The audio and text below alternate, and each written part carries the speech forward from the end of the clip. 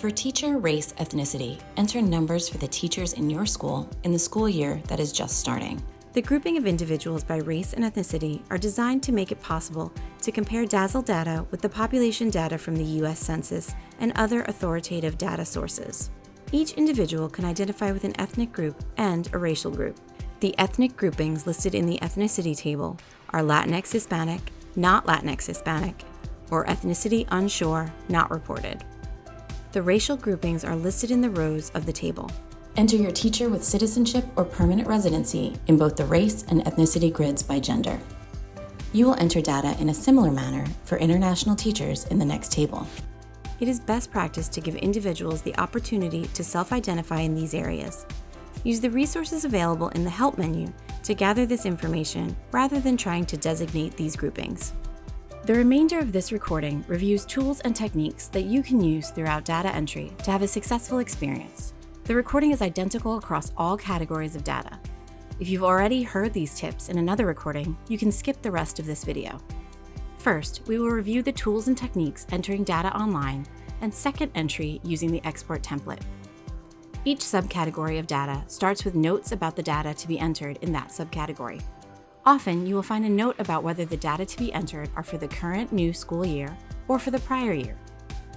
For each table of data to be entered, the instructions highlight important information for entering data in this section of the collection. Be sure to review the bulleted notes.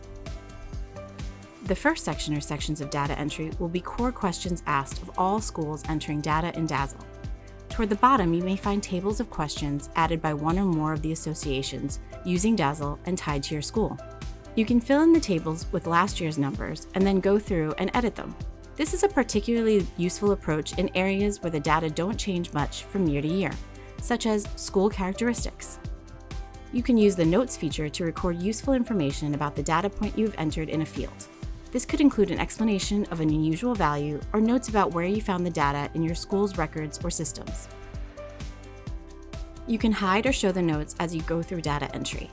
From Data Collection homepage, download, print your prior year's entry and include notes, or view your notes within Update School Data.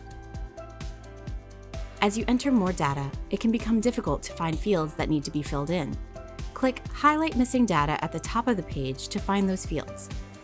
The system will highlight with pink stripes any fields on the page that are missing data, making it easy to find them and fill them in. To find definitions relevant to a data point, mouse over the question mark icon for that row, column, and/or section of data. Use the NA button to designate a field or group of fields as not applicable to your school. This will mark the fields as complete and will show them as such in your progress bars. Click Save or Control S often to keep your work. DASL does not automatically save the data you enter. Clicking Save or Control S will make sure that your work does not get lost if you suddenly lose your internet connection. Shaded cells are calculated by the system based on numbers that you have entered in other fields. To make the system rerun the calculation, change one of the numbers entered and click the Save button or Control S. Be sure to click Save or Control S to save entered data. If you see Success with Alerts, be sure to review and resolve any alerts. When entering data into the Excel template, a few essentials to keep in mind are: you can use email to pass the workbook from one member to another, to enter data directly, or upload it to Google to share across your team. Please be sure that the only changes you make to the file are to enter information in the fields. Do not split up the file or copy pages and send them separately to various team members. The file must stay intact to properly populate the data you enter back into DASL when you upload the completed file. And remember, the person who downloads the file must be the same person who will upload the file to DASL when the time comes. Several subcategories have an instructional video to highlight important information about the data entry within that particular subcategory. Mouse over the red triangles to view instructions, definitions, and descriptions.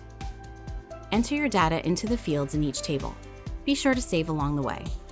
After entering some data or a full data collection part, upload your work to DASL to take advantage of the online tools to add notes, find missing data, or mark a field not applicable, and check your data quality.